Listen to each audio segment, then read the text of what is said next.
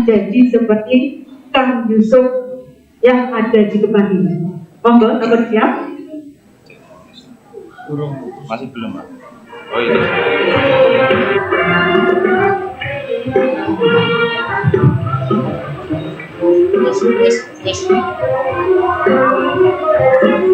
Ya, assalamualaikum warahmatullahi wabarakatuh. Ya, saya izin lepas batuk dulu ya.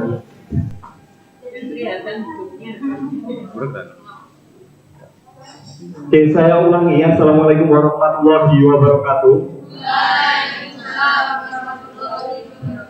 Sebelumnya saya mengucapkan terima kasih kepada Bapak Ibu Guru dan seluruh teman-teman panitia yang berkontribusi dalam acara ini, karena berkat acara ini kita dapat berkumpul, kita dapat sharing, dan kita dapat berbagi ilmu dalam acara talk show di SMKN Negeri 1 Ponorogo ini. Dan sebelumnya saya ingin mengingatkan lebih dahulu, di sini saya tidak ingin menggurui teman-teman, tapi di sini saya ingin belajar bareng, kita sharing bareng, dan kita poinnya nanti yang saya sampaikan tolong ambil sisi positifnya dan buang sisi negatifnya, begitu teman-teman. Dan walaupun acara talk show hari ini dilakukan dengan kapasitas yang tidak begitu banyak, tapi semangat kita tetap sama live streaming juga, IG sama YouTube ya. Ya, semoga teman-teman yang di sini dan yang live streaming, semoga kita dapat belajar bareng nanti dan dapat menambah ilmu kita dan bermanfaat di kemudian hari. Amin amin ya rabbal alamin. Baik, sebelumnya ada pepatah yang mengatakan tak kenal maka tak sayang. Jadi perkenalkan, nama saya Modo Ferry Yudo Saifullah. Saya asli Pulau. Ada yang namanya Pulau? Ada. Nah, kita satu kecamatan sih. Jadi saya alumni juga dari SMK Negeri 1 Ponorogo ini. Saya alumni 2019, jadi saya masuk di tahun 2017. Saat ini saya sedang menempuh pendidikan di Universitas Islam Negeri Sunan Kalijaga, Yogyakarta. Saat ini saya mengambil program studi komunikasi dan penyiaran Islam.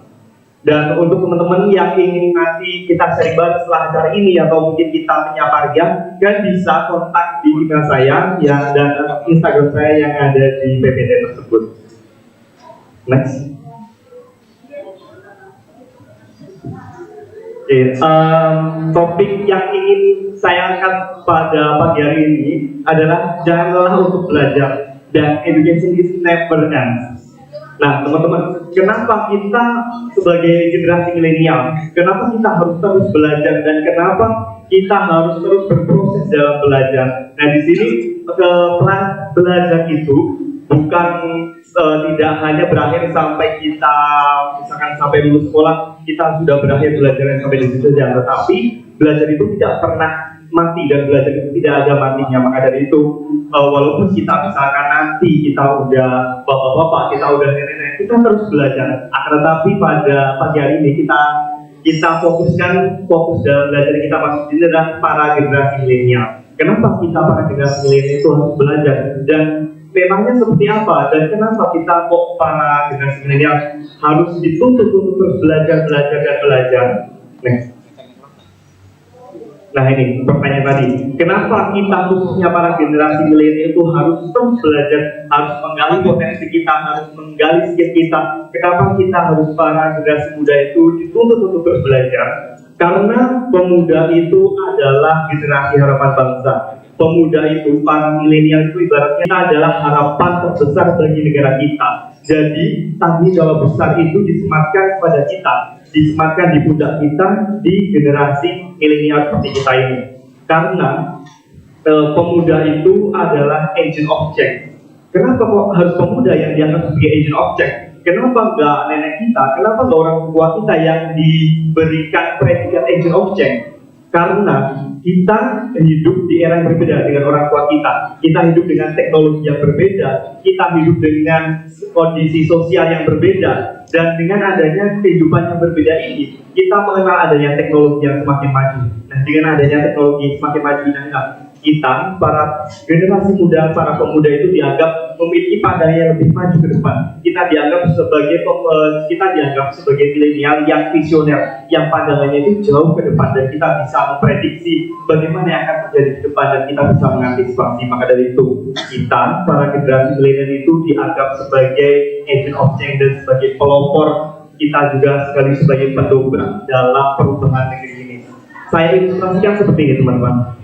Generasi muda itu ibaratnya sebuah bibit tanaman. Jika bibit ini mau bisa beradaptasi dengan lingkungan, bisa belajar mengenali lingkungan pada saat musim kemarau, bagaimana cara adaptasinya, bagaimana saat musim hujan, bagaimana adaptasinya, maka bibit ini akan menjadi bibit unggul, teman-teman, karena mereka bisa belajar dengan lingkungan. Bibit ini terus berproses, terus belajar. Maka ketika tumbuh besar, maka pohon ini akan menjadi pohon yang lebat, pohon yang rindang, dan berbuah sekaligus bermanfaat kepada orang-orang yang ada di sekitar. Namun lain halnya ketika bibit ini dari awal tidak bisa beradaptasi, tidak mau belajar dengan kondisi lingkungan yang ada di sekitar, tidak bisa beradaptasi ketika musim hujan, tidak bisa beradaptasi ketika musim kemarau, maka akan dipertanyakan ke depannya, apakah bibit ini mampu untuk tumbuh menjadi bibit yang unggul, apakah bibit ini mampu tumbuh menjadi bibit yang berkualitas. Nah, kan dipertanyakan. Maka dari itu, kita para generasi milenial itu ibaratnya adalah sebuah bibit, dan kita ketika saat ini kita menjadi generasi milenial, maka kita dituntut untuk terus belajar agar kita mampu menjadi pendobrak dalam untuk negeri ini, dan mampu berinovasi sekaligus bermanfaat terkait dengan kemajuan negeri ini. Seperti itu, teman-teman. Next. Nah, ini lagi-lagi kenapa kita para milenial itu dituntut untuk terus belajar. Nah, belajar itu banyak, teman-teman. Jangan diartikan bahwa belajar itu harus terkait dengan di lembaga pendidikan saja, terkait belajar di sekolah saja. Akan tetapi belajar itu maknanya luas. Kita belajar terkait dengan pendidikan yang jelas di sekolah bisa. Kita terkait dengan belajar bagaimana cara mendewasakan diri kita, bagaimana cara kita belajar untuk menjadi karakter yang lebih baik lagi, memiliki attitude yang lebih baik lagi, menjadi manusia yang jauh lebih baik lagi. Karena jika kita membatasi, kita mengonsepkan bahwa belajar itu hanya fokusnya di pendidikan di sekolah saja, yaitu namanya bukan belajar. Belajar itu ya mulai dari kita kecil, pada waktu kita belum bisa ngomong, pada waktu kita masih merangkak, hingga kita bisa berdiri tegak seperti ini, hingga kita bisa ngomong lancar seperti ini, itu namanya juga proses dalam belajar, teman-teman. Makanya belajar itu tidak ada pernah matinya. Sampai kita tua pun kita membutuhkan belajar, karena perkembangan dunia, terutama perkembangan teknologi itu terus berkembang. Kalau kita tidak mau belajar dan kita hanya puas dengan kemampuan kita pada saat itu saja, ya kita akan terus sama zaman. Kita tidak bisa beradaptasi, kita tidak bersaing dengan adanya kemajuan zaman. Nah, lagi yang paling penting lagi, ini bukan rahasia umum lagi, bahwa kita diprediksi bangsa kita, negara kita akan memasuki bonus demografi, teman-teman. Nah, bonus demografi ini usia di mana usia produktif di negara kita itu menjadi usia yang banyak. Artinya usia 15 sampai 65 tahun itu adalah usia yang benar-benar produktif. Nah, dari Badan Pusat Statistik tahun 2020 itu menunjukkan bahwa 72% masyarakat yang ada di Indonesia. Next. Nah, bonus demografi, teman-teman. Bonus demografi ini pisau bermata dua. Nah, kok bisa dikatakan pisau bermata dua? Jika kita mampu melihat peluang, maka itu akan menjadikan sisi positif bagi kita dan bagi negara kita. Akan tetapi, jika kita dalam menghadapi bonus demografi ini tidak memiliki karakter yang kuat, tidak memiliki sumber daya manusia yang mumpuni, maka itu akan menjadi bumerang bagi kita. Nah, peluangnya seperti apa? Karena dengan adanya usia produktif ini, maka kita akan mampu membuka para wirausahawan baru. Dengan kita membuka wirausahawan baru ini, maka akan mampu membuka peluang pekerjaan baru, dan pada akhirnya akan mampu mendongkrak perekonomian negara kita, dan pada akhirnya menjadikan negara kita menjadi negara maju. Akan tetapi teman-teman, jika pada saat ini dalam masa-masa bonus demografi ini kita tidak memiliki karakter yang kuat, kita tidak memiliki basic yang kuat terkait dengan pendidikan kita, terkait dengan sumber daya manusia kita, itu akan jadi bumerang bagi kita karena otomatis dengan angka usia produktif yang semakin tinggi, akan tetapi kita tidak mampu untuk menciptakan peluang, itu akan menjadikan kita, negara kita menjadi banyak pengangguran dan juga akhirnya sejahtera kita pun akan menurun dan itu akan jadi bumerang bagi kita.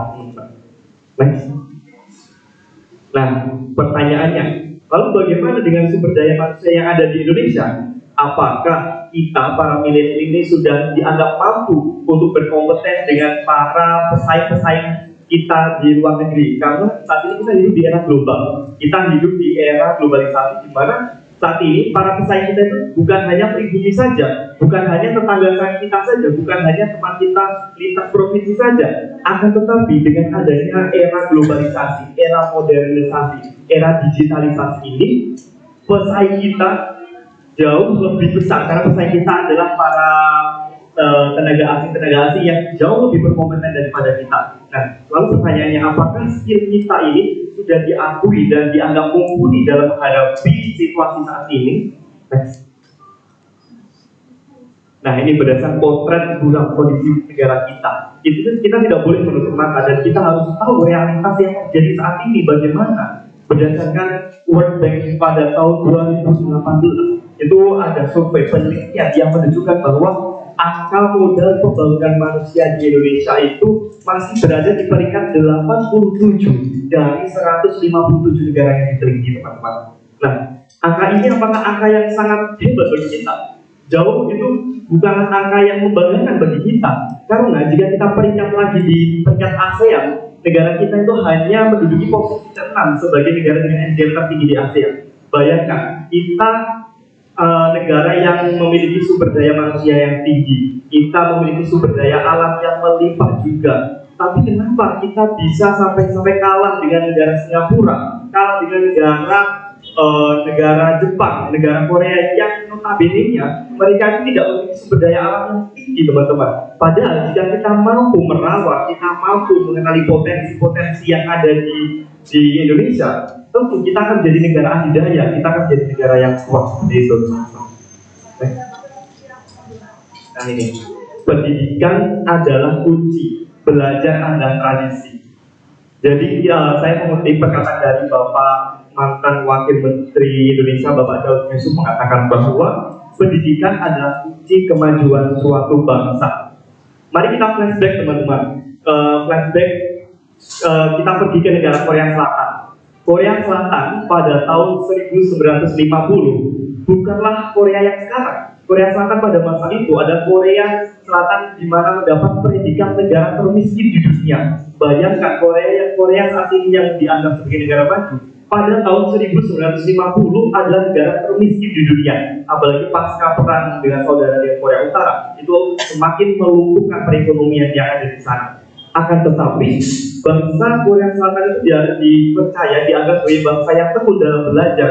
Mereka bangsa yang mau belajar dengan keadaan. Mereka terus berproses. Akhirnya pada masa 1960-an itu perekonomiannya mulai tumbuh karena dengan meningkatnya pendidikan dan para generasi muda yang ada di situ, mereka benar-benar keinginan untuk belajarnya tinggi sekali. Mereka ingin beradaptasi dengan menciptakan industri-industri baru. Mereka belajar IT, mereka belajar teknologi. Nah, hasilnya apa? Kita lihat sekarang, Korea Selatan sekarang menjadi negara dengan pendapatan tertinggi di dunia, salah satunya. Sebagai negara yang maju di dunia, salah satunya. Bahkan K-pop pun menjamur di Indonesia. Bahkan teknologi-teknologi seperti Samsung dan lain sebagainya menjadi teknologi yang merajai di seluruh dunia, termasuk Indonesia.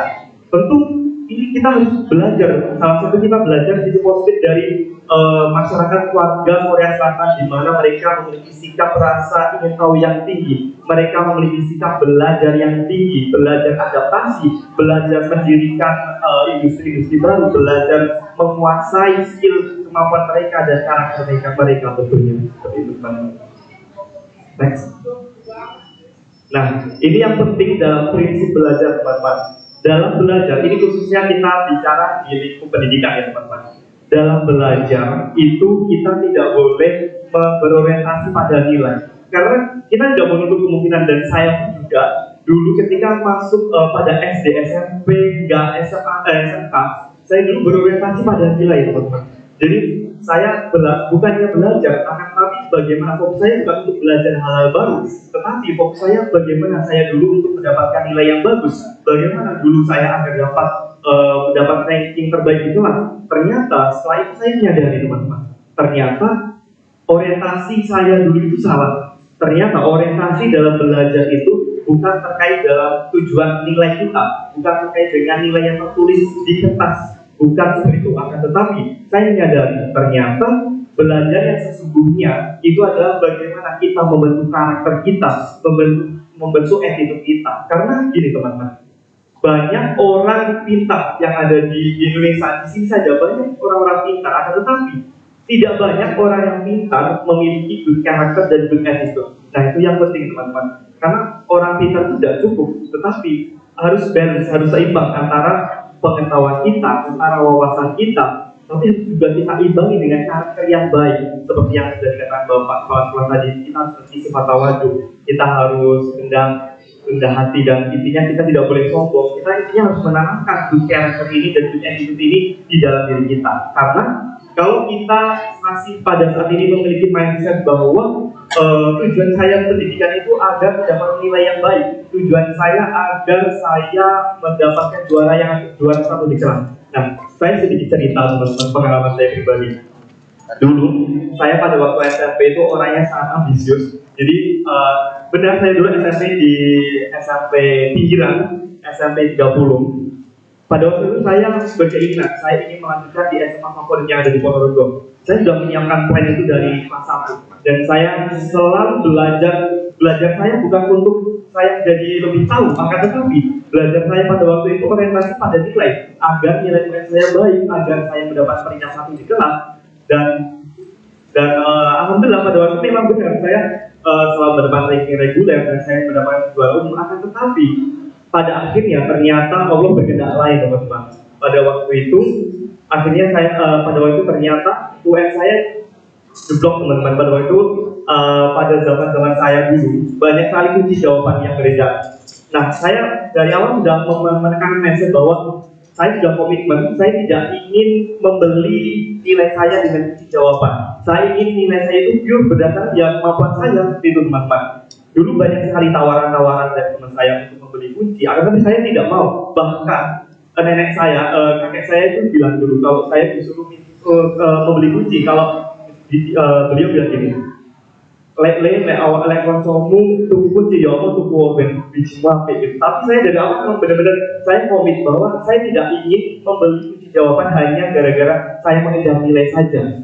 Nah, akhirnya pada waktu pengumuman, teman-teman, itu pada waktu pengumuman ternyata saya berada di peringkat 10 terbawah. Bayangkan pada waktu itu, pada waktu tryout, pada waktu uji coba ujian nasional, saya selalu berada di peringkat pertama, teman-teman. Tapi ternyata ketika saya merasa jujur, saya menerapkan kejujuran, saya menerapkan good character dan good attitude, justru kenapa kok ajur gitu, teman-teman. Saya langsung tertampar ketika melihat peringkat saya itu, dan saya langsung mengingat kata-kata jujur itu mesti ajur. Dan saya nyadar apakah memang benar seorang yang good character, seorang yang ingin belajar jujur itu pasti akan berakhir seperti ini, berakhir tragis seperti ini. Dan pada waktu itu, kalau teman-teman tahu ya pada waktu itu saya benar-benar down, saya benar-benar bingung, saya melanjutkan kemana ini dengan jalan yang seperti ini. Karena pada masa saya dulu itu belum mengenal zonasi, teman-teman, belum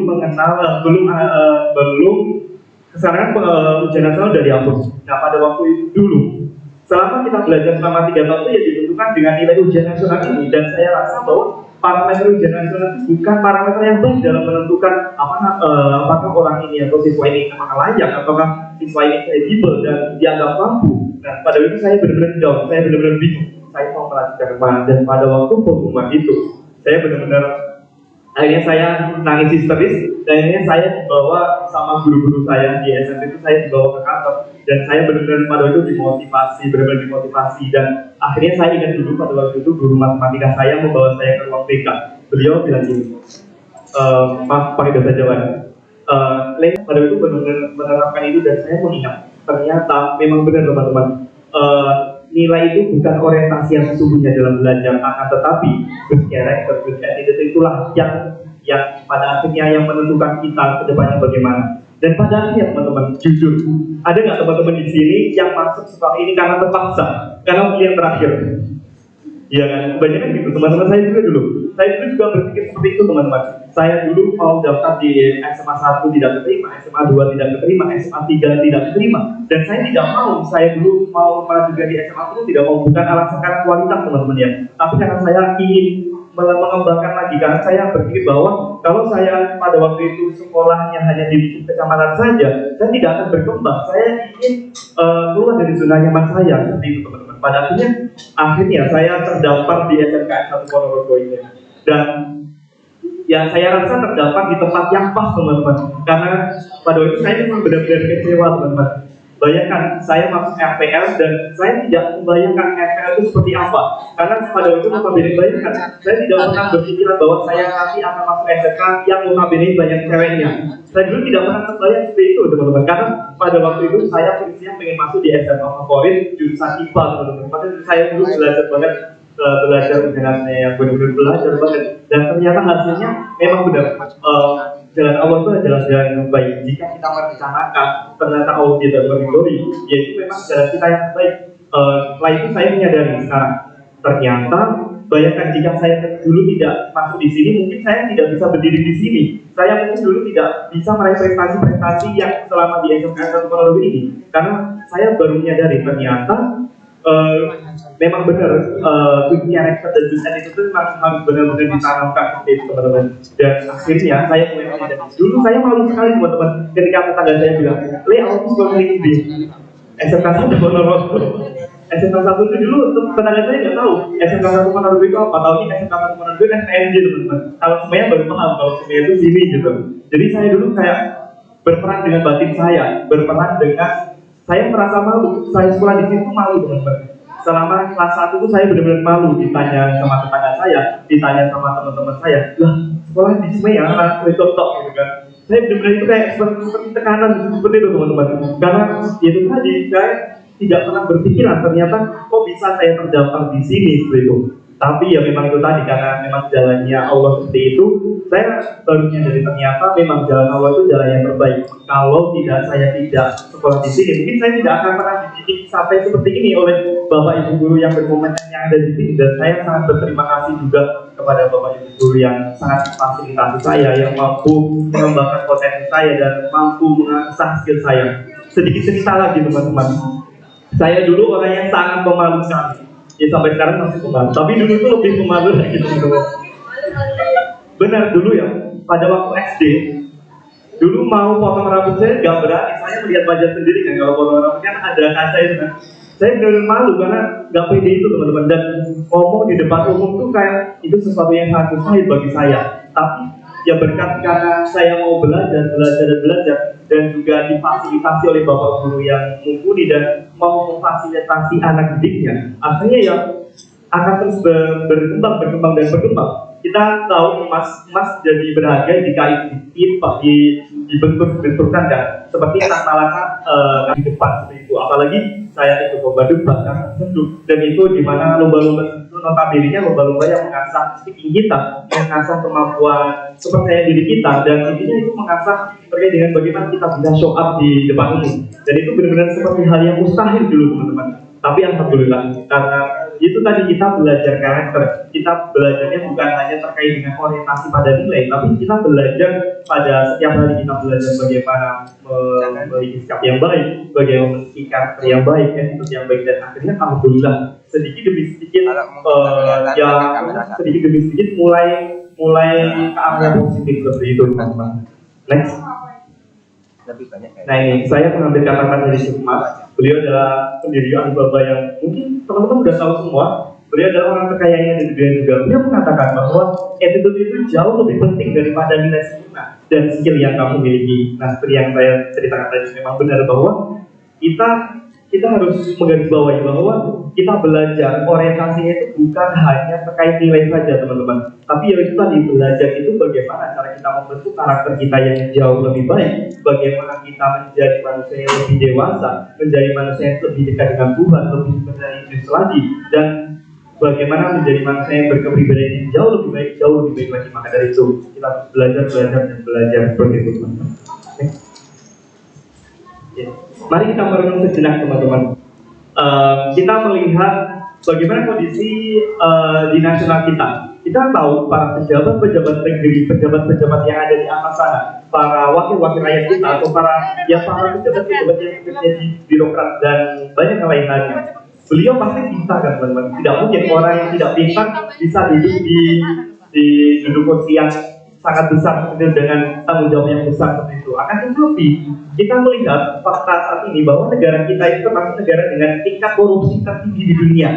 Padahal jika kita lihat orang-orang yang duduk di sana, di atas sana, ya sudah jangan ditanyakan lagi terkait dengan kepandaian dan kepintarannya. Ya pasti mereka pintar. Akan tetapi jika kita lihat banyak sekali orang yang pintar korupsi, orang yang pintar ternyata minum narkoba, banyak artis-artis terkenal orang yang pandai, mereka terjerumus ke jalan yang sesat. Nah itu karena menurut saya itu karena mereka kurangnya karakter teman-teman, mereka kurangnya attitude, kurangnya kepribadian yang baik. Pintar saja tidak cukup seperti yang sudah saya jelaskan tadi. Pintar saja tidak cukup, akan tetapi pintar itu harus diimbangi dengan karakter yang baik, karena ketika kita itu sudah pintar tapi kita juga memiliki karakter yang baik dan attitude yang baik, nah ini karakter dan attitude-nya sebagai petunjuk kita, ini sebagai rel kita agar kita bisa berjalan di jalan yang lurus seperti itu teman-teman. Next. Nah, ini saya sedikit sharing juga. Di sini bukan untuk riak, tapi di sini kita memotivasi, kita belajar motivasi bareng-bareng. Dan di sini belajar selama masa pandemi. Pandemi bukan berarti dalam fokus kita untuk berkreativitas, bukan memutuskan bagaimana cara kita untuk lebih tidak berproduksi lagi atau produktif lagi. Akan tetapi justru masa-masa pandemi ini merupakan masa yang pas di mana kita untuk terus mengembangkan diri kita, karena kita lebih seringnya di rumah, kita bisa mengasah kemampuan kita di rumah, kita juga bisa, istilahnya kita memiliki waktu dengan diri kita itu lebih banyak daripada dulu sebelum masa pandemi. Kalau dulu sebelum masa pandemi mungkin kita banyak beraktivitas di kampus, banyak beraktivitas di organisasi. Nah, karena pandemi ini kita harus lebih sering di rumah. Nah, inilah masa-masa di mana kita menjadi pribadi yang lebih baik lagi. Kita membentuk bagaimana karakter kita yang menjadi lebih baik. Next. Nah, ini teman-teman. Selama masa pandemi ini, saya alhamdulillah telah menerbitkan 3 buku teman-teman. Jadi 3 buku ini saya tulis selama masa pandemi. Jadi pada tahun 2020 awal kalau nggak salah ya. Saya tahun 2020 awal bulan Maret kalau nggak salah, karena pada waktu itu kampus akhirnya memberikan kebijakan kita untuk belajar di rumah. Akhirnya saya pulang ke rumah teman-teman. Saya bingung. Apa yang harus saya lakukan di rumah? Apakah saya hanya cuma berdiam diri saja dengan mendengarkan dosen saya memberikan materi di Google Meet, dengan mendengarkan dosen saya memberikan materi di Zoom saja, dan saya tidak bisa berkreativitas lagi? Saya pikir seperti itu, dan saya benar-benar seperti orang yang bingung apa yang akan saya lakukan, karena saya orangnya tidak bisa diam teman-teman. Dan saya bingung apa yang akan saya lakukan selama masa pandemi ini. Dan pada waktu itu saya menanamkan mindset pada diri saya bahwa selama masa pandemi saya harus tetap produktif, selama masa pandemi saya harus tetap kreatif dan harus mempunyai karya yang baru. Nah, alhamdulillah akhirnya saya menerbitkan 3 buku ini. Yang pertama itu 2 novel dan yang satu itu sajak. Sedikit cerita juga. Dapat surat kan dari adiknya. Ternyata makannya habis ya. Mohon maaf ya. Kita tunggu berarti. Iya, maaf. Karena tidak terasa karena 1 jam ya. Nanti kita lanjut kita bertiga. Kita lanjut nanti di talk show dan akan diteruskan dengan Mas Didi. Beliau adalah orang yang hebat juga dan kita belajar bareng-bareng dengan beliau juga. Akhir kata, wassalamualaikum warahmatullahi wabarakatuh. Berikan aplaus untuk Kang Yusuf. Mohon maaf bukannya.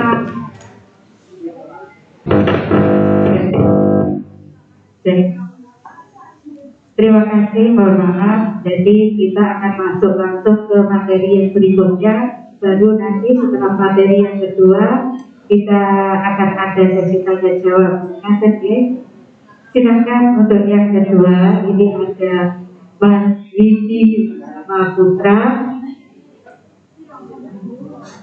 Beliau adalah ownernya Ulais Miria Publisher dan banyak lagi, termasuk wakil ketua IKAPI, Mas. Monggo, berikan aplaus untuk Widi Maputra.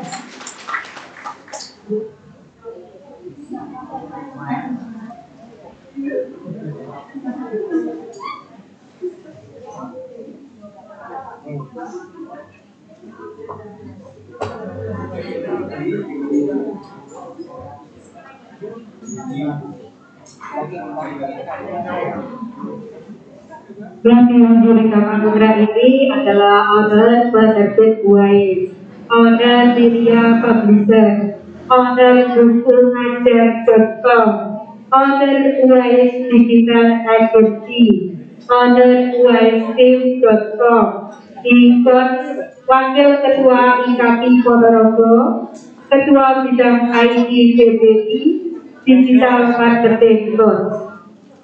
Kita akan menggali ilmu dari Mas Widi. Kita gali sebanyak-banyaknya biar kita memiliki hal yang baru dan wawasan yang baru pula. Silakan, Mas.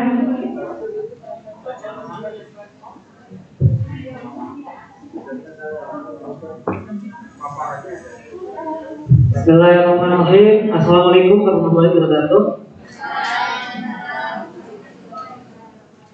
Alhamdulillah ya, hari ini kita bisa bertemu di sini.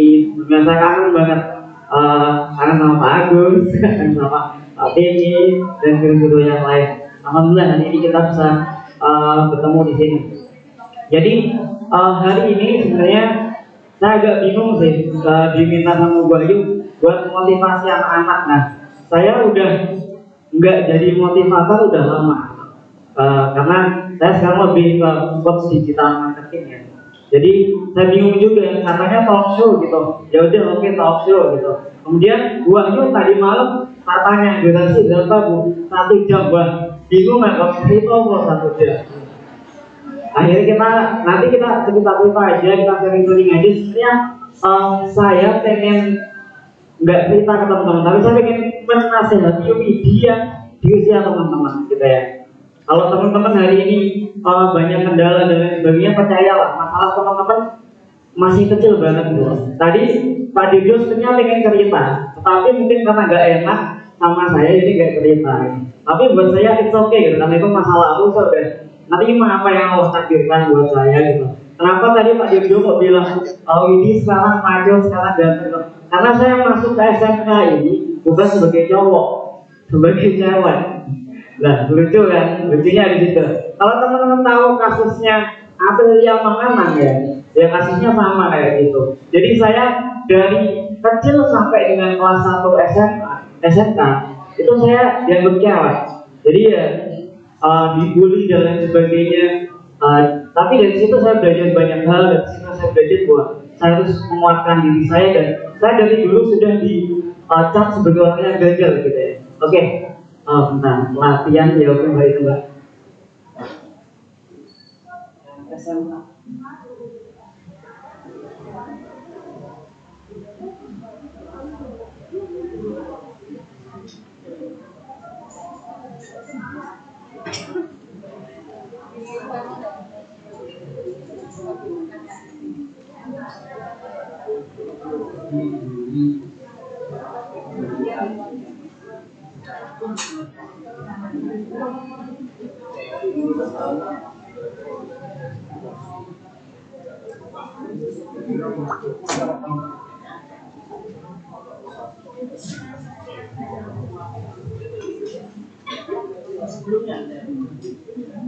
Oke, jadi hari ini kita akan bahas lulusan SMK di era 4.0. Kebetulan saya memang mainnya di sini, beberapa usaha saya juga memang di sini, jadi mungkin nanti bisa sharing-sharing lah ya.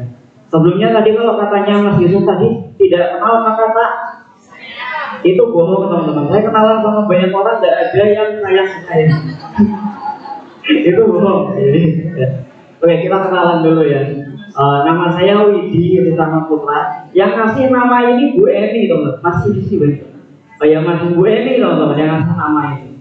Sebelumnya nama saya bukan ini. Nah, yang ngasih nama ini Bu Eni. Di saat saya kelas 2 gitu ya. Oke, sekarang kerjaan saya tuh owner dari penerbit Wise sama Media Publisher, itu di dalam penerbitan buku. Jadi kalau nanti teman-teman di sini mau menerbitkan buku, silahkan hubungi saya. Saya juga untuk bukuaja.com, itu kita jualan buku aja untuk universitas, kampus, SMK gitu. Kemudian Wise Digital Agency, itu kita bantuin UKM-UKM, perusahaan-perusahaan untuk di bidang training digital marketingnya, kita ngurusin aplikasinya, websitenya, SEO-nya dan sebagainya itu. Kemudian Wise Team itu tempat belajar digital online. Nanti teman-teman akan semuanya saya kasih ya. Nanti mungkin lewat Wahyu atau gimana, saya kasih akun Wise Team, aplikasi Wise Team itu. Jadi nanti teman-teman bisa belajar digital marketing gratis gitu ya. Kemudian saya juga diamanai jadi wakil ketua IKP Ponorogo, Ikatan Penerbit Indonesia. Kemudian ketua bidang IT PBI, Persatuan Bumdes Indonesia, DPC Ponorogo. Saya juga penulis ya. Dan oh ya, ini soundnya ada Pak? Bisa nggak soundnya? Suaranya.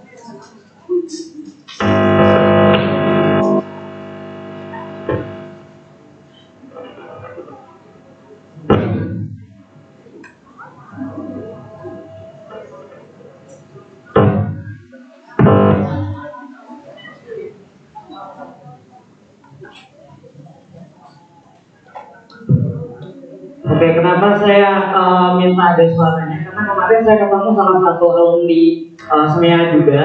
Kebetulan beliau itu ketua PBI, jadi ketua saya di PBI, namanya Mas Eko Mulyadi. Kalau teman tahu, lulusan anak latihan. Nah, bilang teman saya itu juga alumni sini, prestasinya banyak, udah levelnya udah nasional, sering dapat penghargaan dan lain sebagainya gitu ya. Nanti kita akan dengarin beberapa pesan juga dari Mas Eko.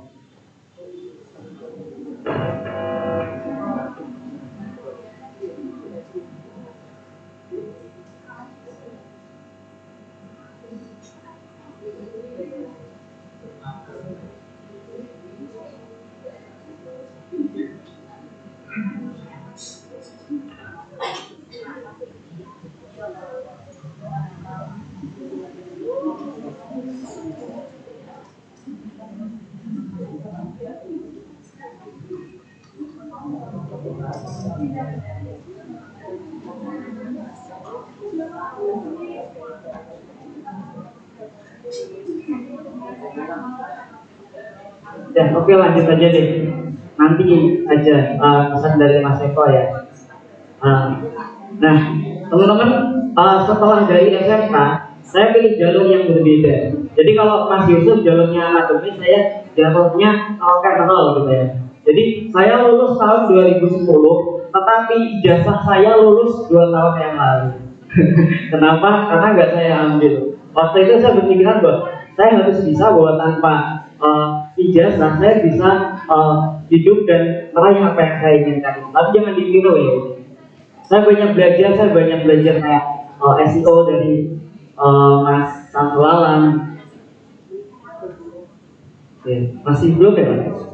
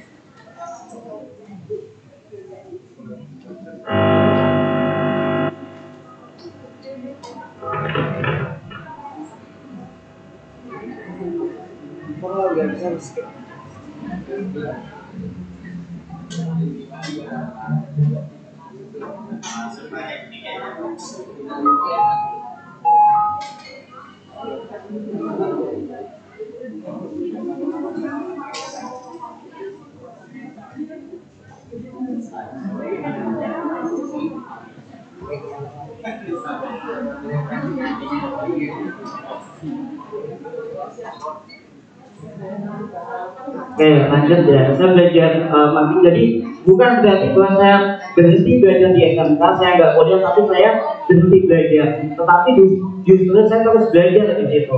Saya belajar dari contohnya Pak Aksi Tata Masud, marketing, dia itu salah satu pegawai marketing Indonesia. Kemudian saya belajar dari Sembah Yusuf Hadi, beliau menyatakan digital marketplace nomor 1 Indonesia ya. Terus juga belajar dari Mas Fahmi Hakim, mentor Yuk Bisnis. Kemudian Randy Saputra, CEO-nya Tato Busana dulu. Kalau teman tahu baju anak-anak Tato Busana itu. Nah ini Mas Tatak dan Mas Sita, saya belajar branding juga. Saya belajar dari Coach Fahmi, beliau yang punya Magistra Utama. Beliau guru saya, beliau juga Grand Master Jikot. Saya juga belajar, kalau kemarin viral itu jadi bisnis ada yang iklannya dia 1 miliar sebulan itu. Itu guru saya juga Mas Koyo yang dari Yasoki Media Jogja. Jadi bukan berarti bahwa ketika teman-teman nanti memilih jalan yang kayak saya tidak kuliah, teman-teman berhenti belajar. Tetapi tidak, teman-teman malah akan belajar lebih banyak lagi. Teman-teman akan belajar di satu bidang yang teman-teman kuasai. Maka dari itu satu hal yang mungkin akan saya katakan komedi yang kecil dulu adalah buat peta impianmu. Nah, kenapa harus buat peta impian? Karena kalau kita punya peta impian, kita tahu impian kita akan tahu step-stepnya apa. Setelah dari SMK saya mau kemana? Dari SMK misalkan saya nggak kuliah, saya akan melakukan apa? Misalkan saya akan belajar ini, ikut kursus ini, dan sebagainya. Kemudian saya akan buka ini misalkan. Dan kalau gagal ada plan B-nya. Karena saya gagal udah berkali-kali ya. Ya ini saya juga penulis salah satu buku saya, Kita Jualan Online. Nah itu wakil Gubernur Jawa Timur promosiin buku saya pas kita ada acara bareng. Ini salah satu ini buku pertama saya, Jatuh Itu Biasa, Bangun Lagi Bangun Biasa. Ini saya tulis waktu saya bangkrutnya, dan kalau ditanya hari ini saya bangga nggak sama begini. Jawaban saya adalah saya malu banget. Kenapa? Karena banyak hal yang tidak saya setujui dari buku. Nah ini buku saya juga, Cerdas Indonesia. Nah ini buat anak-anak TK. Nah saya juga beberapa kali diliput media, ini bukan berita kriminal ya, sekali lagi. Oke, saya juga beberapa kali diundang ke perusahaan, ke BUMN dan lain sebagainya. Nah ini ke pos, jadi ada cerita yang menarik ya di pos itu.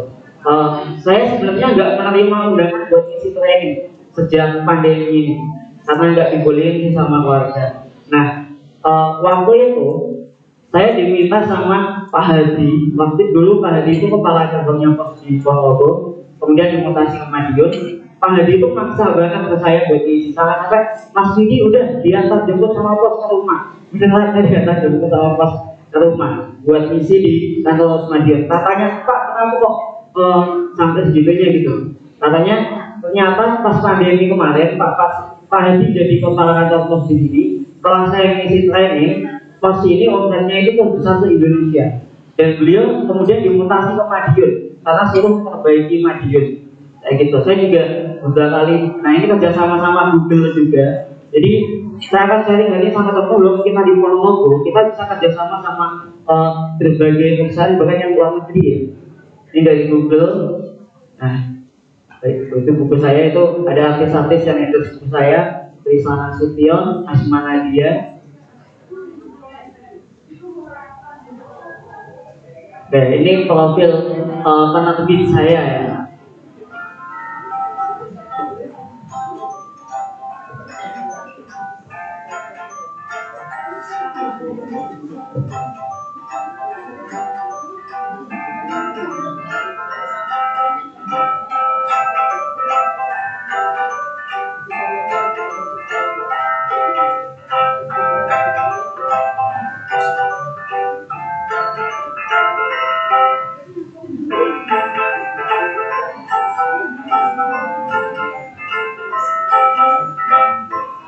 Jadi alhamdulillah walaupun saya cuma lulusan SMK ya, tapi karyawan saya banyak yang S1, bahkan yang magang di tempat saya tuh ada yang dari UNJ, dari ITS, Universitas di Jakarta ya.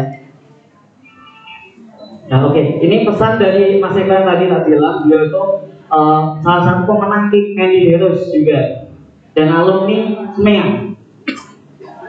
Assalamualaikum warahmatullahi wabarakatuh. Saya Mulyadi, Kepala Desa Karapat Gaisa, Balong.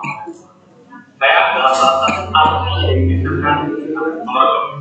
Dan alhamdulillah beberapa penghargaan dan prestasi yang saya raih, saya adalah salah satu pemenang dalam sosial enterprise dengan nasional tahun 2013. Saya juga pernah mengadakan King Hero yang diberikan.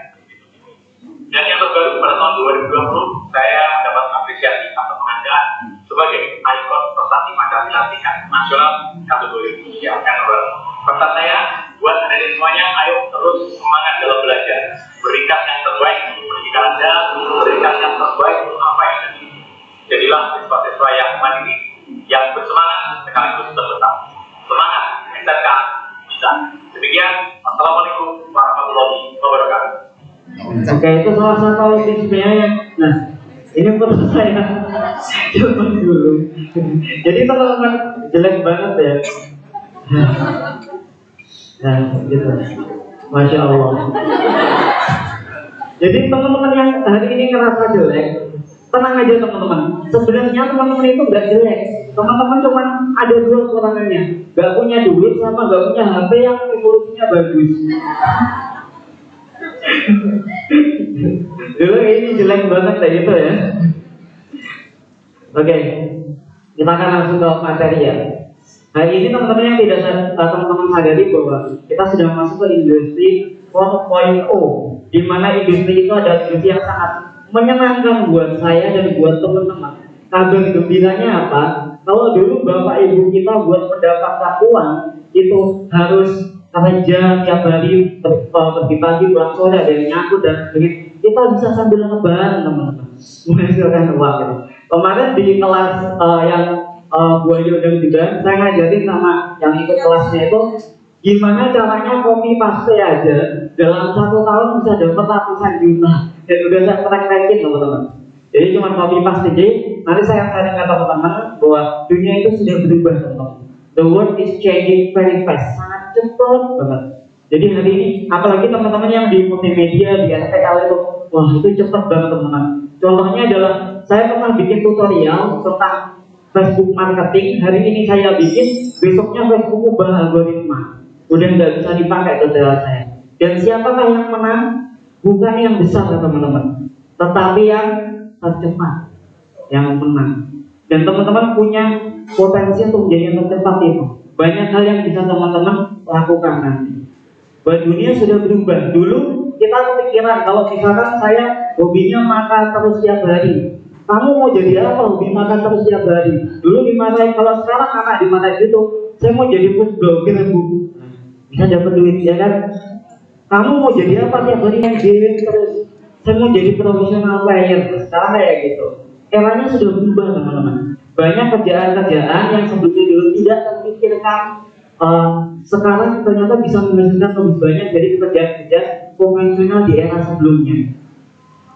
Dan milenial kill everything. Milenial itu bunuh segala. Sekarang kontak pulsa udah hampir nggak laku, ya kan? Kemudian warnet udah hampir nggak laku kecuali game center. Kemudian teman-teman mungkin yang jurusannya pemasaran, ke depan nanti kasir udah nggak ada lagi. Mungkin yang nata-nata produk udah robot lagi.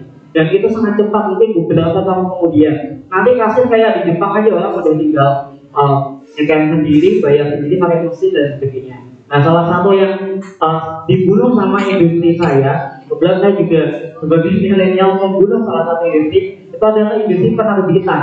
Sekarang Gramedia banyak yang tutup, Togamas banyak yang tutup, toko-toko buku online banyak yang tutup.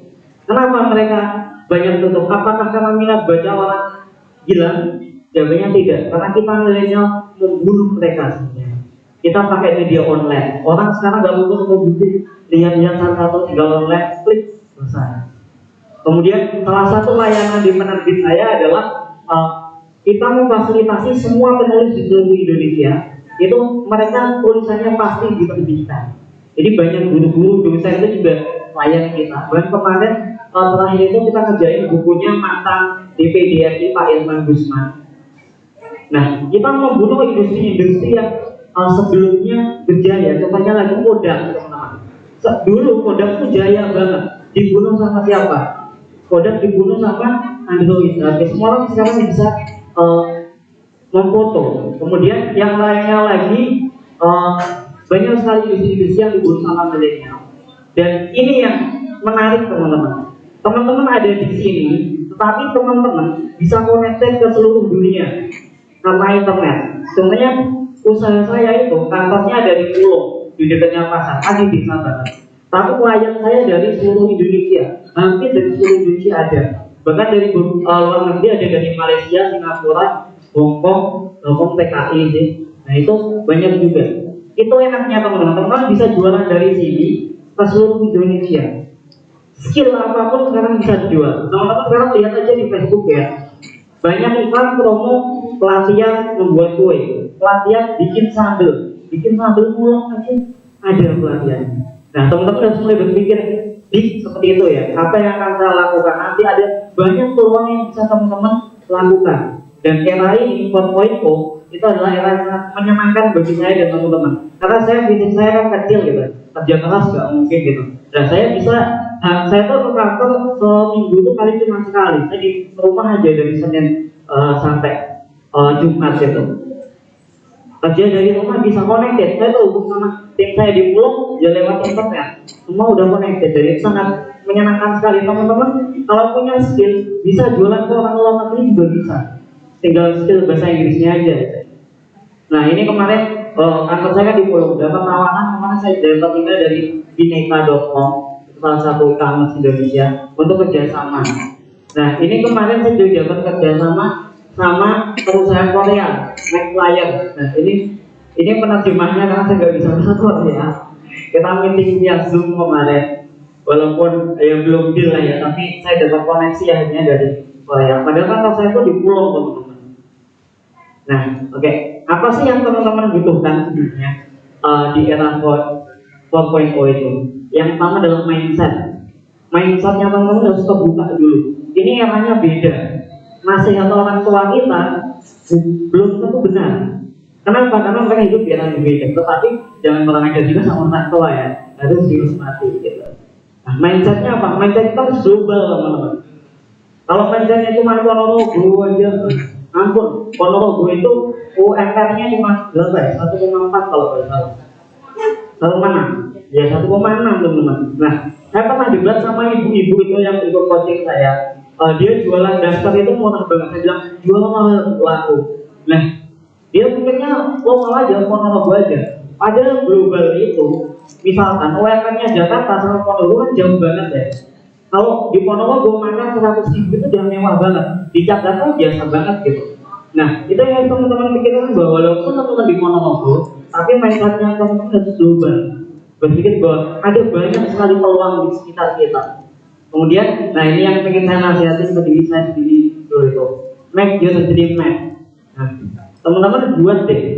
Nanti ya di rumah silakan dibuat. Kalau saya sih biasanya saya buat untuk mengenali diri saya sendiri ya. Mengenali diri sendiri itu gimana? Saya tulis dulu. Kelemahan saya apa sih? A, B, C, D. Misalkan saya tuh introvert parah, saya tuh nggak bisa bersosialisasi sama orang lain. Kemudian kelebihan saya apa? Kelebihan saya apa-apa ya dan sebagainya. Kemudian yang bisa saya lakukan apa yang mungkin? Keinginan saya apa? Cita-cita saya apa? Nah, mulai disusun itu. Nah, yakin deh teman-teman yang mulai nyusun nanti akan lebih enak kali hidupnya. Kalau misalkan teman-teman plan A dalam kuliah, kalau plan A gagal berarti plan B misalkan saya akan ikut kursus ini dan lain sebagainya gitu. Nah, yang ketiga ini langsung kita praktekkan aja ya. Ini sesuatu yang ini harus teman-teman lakukan gitu. Saya punya duit di sini ya. Nah ini, siapa yang mau duit ini? Ini diambil. Siapa yang mau duit ini? Diambil. Siapa yang mau duit ini ambil. Siapa yang mau duit ini diambil. Siapa yang mau duit ini diambil. Diambil. Siapa yang mau dititik diambil. Ambil. Oke. Dari satu ruangan tidak ada yang berani. Nah, di era 4.0 ini keberanian itu yang utama. Ya. Kalau sederhana ambil gitu aja enggak berani, gimana yang lainnya? Teman-teman ngambil keputusan buat yang lain, gitu kan ya? Saya dulu pertama-tama bahwa saya memutuskan bahwa saya tidak kuliah, saya ingin jadi entrepreneur. Kemudian saya ikut banyak pelatihan di luar kota dan sebagainya. Saya sendiri awalnya sama takut, tetapi saya memutuskan bahwa saya berani ngambil peluang ini. Ketika saya mulai usaha, saya takut juga akan bangkrut, tapi saya berani memutuskan ambil. Udah nggak terhitung kebangkrutan saya, usaha saya yang gagal dan lain sebagainya. Saya bangun akhir-akhir ini saya bangun beberapa startup juga gagal, rugi banyak dan lain sebagainya. Tetapi saya terus berani, teman-teman. Teman-teman berani nggak ngambil opportunity itu, kesempatan. Dan teman-teman misalkan, saya pengen jadi fotografer terkenal misalkan. Tadi kan ada yang menang lomba fotografi ya. Nah, misalkan di depan ada seorang fotografer terkenal, teman-teman berani nggak nyamperin? Halo Pak, kenalkan saya misalkan Filia, saya pengen jadi fotografer seperti Bapak dan lain sebagainya. Itu apa? Tina, saya pengen masuk UGM. Gimana cara-caranya? Berani. Kenapa? Resikonya itu kan paling ya dicuekin ya teman-teman. Saya jelek-jelek ini dulu ya teman-teman. Pacar saya cantik-cantik waktu masih belum hijrah ya. Sekarang udah hijrah nggak pacaran lagi karena dimarahin istri. Kenapa kok pacar saya cantik-cantik dulu? Karena saya berani udah tembak aja. Kenapa? Resikonya ditolak. Ya udah selesai, ya kan? Resikonya itu tolak gitu. Kalau diterima ya alhamdulillah. Gitu. Jadi harus berani. Opportunity apa yang ada di teman-teman? Kalau misalkan teman-teman mulai sekarang udah mulai ditentukan. Karena waktu itu cepet banget teman-teman. Tahu-tahu teman-teman nanti udah lulus MEA dan lain sebagainya gitu.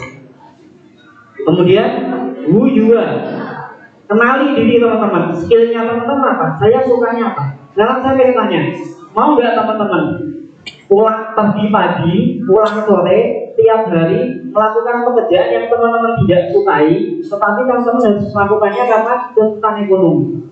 Mau nggak? Kalau nggak mau, rancang dari sekarang, make your dream match. Saya kerja sesuai passion saya di bidang internet, passion saya. Kenapa? Karena dulu saya kan anak desa, saya itu satu desa sama Mas Yusuf. Desa kita itu Bangaran yang kemarin longsor itu. Nah, satu desa dulu waktu SD saya itu melihat di lingkungan saya kan semuanya petani, tiap hari nyangkul dan kerja berat. Nah, kemudian saya melihat di TV itu di Singapura kok enak-enak, orang-orang kerja kok pakai laptop, cuma ketak-ketik ya keluarin keringat gitu. Nah, saya pikir orang tidak lagi peduli teman-teman lulusan mana. Yang mereka butuhkan adalah skillnya teman-teman. Nah, skill yang di era 4.0 kebanyakan sekarang ada yang teman-teman bisa pelajari dari sekarang ya. Itu ada di digital salah satunya. Di digital marketing ada yang FBS, jualan itu dan sebagainya. Nah, kemudian selanjutnya adalah attitude teman-teman. Nah, ketika saya nggak punya apa-apa, uang itu bisa menghilang, teman bisa menghilang, tetapi attitude kita enggak. Attitude kita lah yang akan menolong kita teman-teman. Kita. Language ya, yang bahaya bahasa. Karena tadi kan saya bilang kita tuh connected gitu. Kayak tadi saya meeting sama orang Korea, cuma lewat Zoom aja. Nah, teman-teman pelajari bahasa Inggris minimal ya. Belajar bahasa Inggris dan sebagainya, bahasanya dipelajari mulai sekarang. Karena biar kita bisa mainnya global, masa mau Indonesia terus gitu ya. Nah, selanjutnya public speaking. Nah, ini penting juga di era 4.0 itu teman-teman butuh public speaking. Buatkan dulu gitu teman-teman. Gak berani saya mandang orang dan lain sebagainya. Sampai saya dimarahi sama Bu Sinta. Widih, kamu kalau jalan tegap gitu loh. Nah, kenapa saya bisa jalan tegap? Dulu ngomong aja mau ngomong takut. Setiap kali di kelas saya tuh lumayan pintar lah ya, lumayan. Nah, setiap kali saya tahu jawaban suatu pertanyaan, saya tuh pengen jawab, tetapi takut karena malu. Akhirnya gak jawab juga. Nah, yang buat saya bisa punya skill public speaking apa? Latihan terus menerus. Saya dulu diseret sama Bu Wahyu di OSIS, diseret. Jadi diseret sama Bu, dipaksa sama Bu Wahyu di OSIS, dipaksa buat ngomong sama orang, dipaksa buat jadi ketua MOS. dipaksa buat jadi dewan nambala. Akhirnya pelan-pelan saya ngomong. Nah itu ternyata bisa dilatih teman-teman. Rasa malu itu. Saya udah ngomong real. Nah, eranya udah digital, apa-apa digital. Sekarang mau pesan makanan, gak usah ke restoran, GoFood ada. Banyak hal. Nah teman-teman sudah belajar digital skill. Nah kalau mau belajar digital nanti bisa lihat aja ke Facebook saya. Nanti saya kasih. Jadi saya itu ya nanti lewat buah dulu ya. Saya kasih akun gratis semuanya di wisetips.com, di aplikasi Wisetips. Kemudian kreativitas. Nah kita harus kreatif teman-teman di era 4.0. Apa yang bisa kita lakukan misalkan contohnya ngelukis itu kalau ketemu yang market yang tepat itu bisa ratusan juta lukisan tuh dihargai. Kemudian service oriented. Nah ini biasanya yang akan jualan ya. Kita di industri 4.0 itu harus service oriented. Kenapa? Karena orang makin malas. Orang makin malas. Mereka apa maunya dilayani dengan baik dan sebagainya. Kita sudah belajar. Nah ini yang penting juga people manajemen ini. Kita bisa handle orang-orang karena teman-teman bahwa era ini bukan lagi era persaingan. Eranya adalah era kolaborasi. Kita harus berkolaborasi sama orang, ketemu orang, menjalin kerjasama dan sebagainya. Kemudian leadership, kita harus punya leadership yang kuat. Semuanya bisa dilatih. Nah ini salah satu contohnya. Saya kan introvert banget loh. Gimana saya belajar? Nah ini satu contohnya. Gimana cara introvert kayak saya belajar? Ikut duduk para guru aja, wes. Dengerin diskusi mereka. Udah, saya ikut duduk aja. Ini ada yang ini Pak Kusnadi ini pengusaha punya 100 restoran. Yang ini ada yang punya brand mukena yang sering dimasukin di Shopee juga. Terus ikut aja teman-teman. Malu buat ngomong, ikut aja, digulung aja. Gak mungkin kan diusir. Terus mas khusus kan enggak. Kalau temennya misalkan ada orang-orang yang kita anggap dia expert kayak gitu, ya udah ikut aja, ikut duduk aja. Nah kita akan kenal sama dia dan sebagainya. Nah ini satu yang penting. Siapa sih teman-teman? Nah, teman-teman itu terbentuk dari ini loh, bibit yang pertama. Bibit itu apa? Kita udah bibit unggul ya, dari jutaan sel sperma yang lahir ke teman-teman, yang lahir ke dunia, ya teman-teman itu. Ya kan? Ingat gak dulu lomba waktu masih zigot? Ingat? Jadi teman-teman udah bibitnya udah unggul. Nah, yang kedua adalah lahan. Lahan ini apa sih? Lingkungan kita teman-teman. Nah, lingkungan kita itu support gak buat impian kita?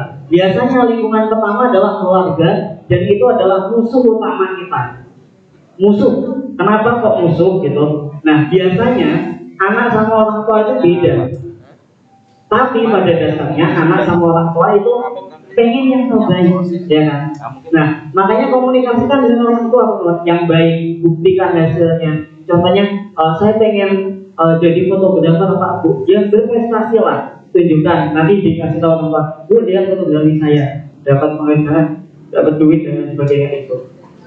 Nah, lahan ini kalau kebetulan kalau saya lahannya kan nggak bagus gitu. Saya dari kecil dibully dan lain sebagainya, maka saya cari lahan sendiri, saya cari lingkungan sendiri, saya keluar dari lingkungan saya masuk ke lingkungan yang saya inginkan. Nah, pupuk dan air ini apa? Pupuk dan air itu adalah nasihat ilmu yang kita terima setiap hari, yang tiap hari kita terima dan sebagainya gitu. Nah, ini yang akan membentuk teman-teman. Bibit, lahan, pupuk dan air. Tadi bibitnya apa? Ngantuk semua ya. Masa udah semangat juga? SMK bisa? Bisa ya? Bisa. Inilah harapan bangsa. Oke. Jadi teman-teman udah bibitnya udah unggul semua pasti itu. Cuma teman-teman harus menemukan lahan yang tepat dan pupuk yang tepat. Nah ini, siapa sih teman-teman 5 tahun ke depan? Teman-teman 5 tahun ke depan adalah yang bisa dilihat dari 2 hal. Dari sama yang sering misalkan gonta ganti pacar, terus yakin 5 tahun kemudian teman-teman jadi penangkal buaya profesional. Kemudian dengan siapa dan buku apa yang teman-teman baca. Kalau teman-teman tiap hari bacanya komik Shinchan, Doraemon, jadi apa? Presiden. Pak Jokowi kan katanya bisa baca Doraemon sama. Canda ya.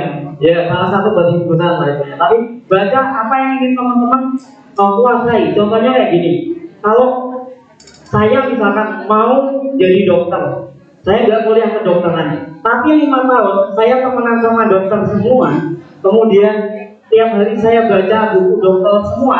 Kalau ada yang sakit, kira-kira saya bisa ngobati nggak? Bisa ya, walaupun saya bukan dokter, nggak punya gelar dokter, tapi kalau 5 tahun bahkan itu bisa. Sama juga saya di digital marketing, saya terus belajar digital marketing terus-terusan. Saya fokusnya di ilmu itu, mencari guru yang terbaik di Indonesia kayak ke Mas Yoyo tadi, ke Pak Yusuf tadi, ke Pak Laksita dan lain sebagainya. Saya terus belajar itu di satu bidang itu. Kenapa? Karena sekarang kan teman-teman kalau sistemnya Indonesia ya, pendidikan itu kita harus menguasai semua hal, nilai semua harus sempurna. Tapi pada dasarnya teman-teman akan berbeda. Contohnya Pak Agus, Pak Agus bisa fisika kan? Bisa ya Pak? Fisika lah. Sama seperti itu teman-teman. Nah, sekarang cari apa yang teman-teman sukai, kemudian fokus di situ. Oke, ini 5 budaya kerja di kantor kita ya. Yang pertama itu adalah, sebentar.